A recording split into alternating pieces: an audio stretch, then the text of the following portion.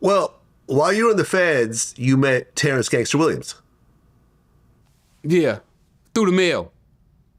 Oh, not in person. No, we never met in person. Okay, and he's a regular on my show now. He's smart dude. Terrence He's is a smart dude, man. Yeah, man, I love the guy, actually. You know, and we've had a really, really good business relationship. And we hang out after the interviews and everything else like that. What are your thoughts about Terrance? Well, first of all, before I even ask that question, how did you guys start mailing each other? Wendy Day. You know, Wendy. Oh, okay. Wendy Day hooked me up with a lot of people. Aha. Yeah, Wendy Day hooked me up with one of my lawyers at one point, actually. Yeah, well, Wendy's a really resourceful person. Yeah, so me and her was corresponding, and she started buying me books. She found out I was really interested in reading, so Wendy bought me like 5 books every month. Every month, guaranteed, I got 5 new books from Wendy. And she would just hook me up with different people. I mean, when she's the one that started me in Meach correspondent. Okay.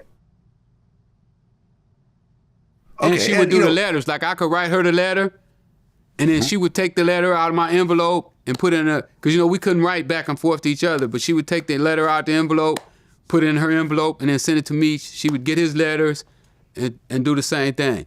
And she did the same thing with Gangster and a couple other people. I can't remember, who all she used to do that with for me.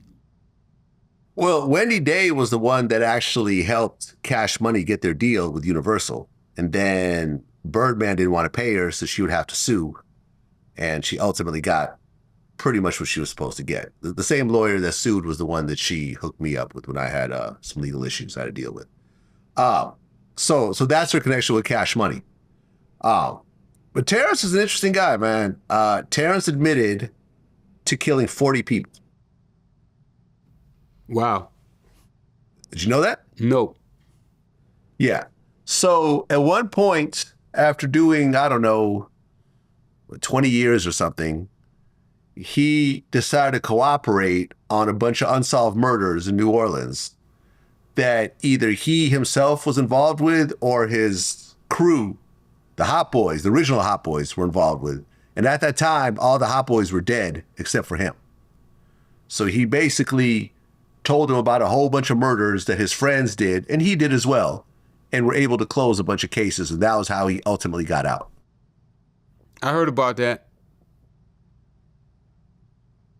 And, that caused a rift between him and Birdman, because up to that point, Birdman and Slim, because Birdman's his brother, they would always have, tens of thousands of dollars on his books, and he was always good in prison and so forth. But when he got out, Birdman he said they was doing that for him?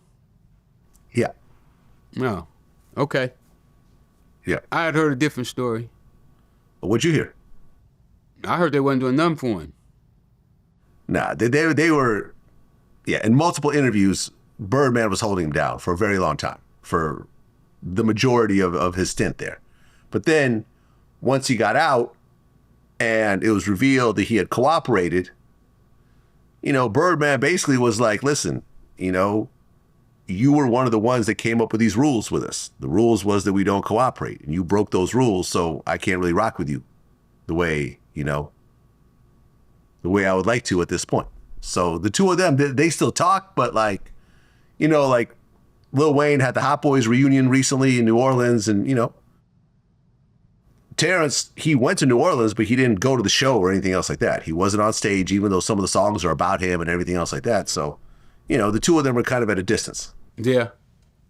I don't know. I mean, why they didn't put his book out? His book was out when we was in prison. He had a great book. Okay. You should put it back out. I don't know. I'm saying, why they didn't put it out for him while he was in prison?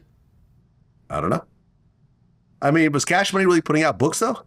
I think they were. I mean, maybe here and there. I don't think they had much success in it, though. Yeah, maybe not. I don't know. I'm just saying that when I look at all the evidence, stuff that I know he was trying to do from prison, he wasn't able to accomplish those things. So, but he knows better what people was doing for him than I do. I just know from our letters and our correspondence that he was looking for help. Yeah.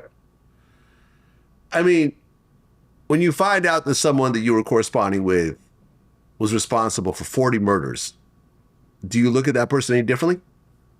Not really. I mean, you know, when we in jail, you never know. One of the things that I did when I was in jail is I never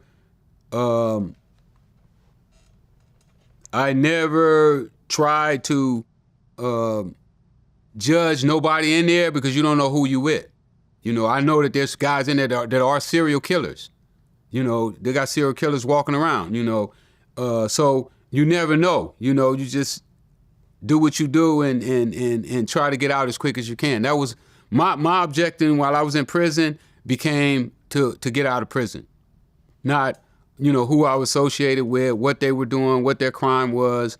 My objective was to take care of my business and get out of there as quick as I can and prepare myself for when I got back to the street so that I would never have to come back. Yeah, I mean, look, I understand in certain environments, things happen. You know, like Terrance started killing people at, how old was it? Maybe 12, 13 years old, and just continued to do it where, you know, he was kind of desensitized to it. And he had older guys that would basically put guns in his hand and have him do the work they didn't want to do. And that just became a thing after a while. And, you know, it's so different than like, you know, like the child soldiers you see in Africa and so forth. They don't really know what they're doing yet. Right. You know, they don't have the maturity to understand that if I shoot this person, they have a family, they have children, they have a mother who's going to cry. This is going to create a ricochet effect. I might go to prison for life. I might get killed in retaliation. I mean, you know, these are rough ideas, but they don't really understand. They're not mature enough to understand this. So you start young enough, you don't really know. And, you know, these days, he's like the nicest guy ever. You know, I don't even have security with him, you know, when I interview him. I feel safe around him. But he's got 40 bodies. Yeah, and he done cut some people in prison, too. Oh, he did? Yep. Oh, I'm going to ask him this next time. Yeah, he cut a good friend of mine.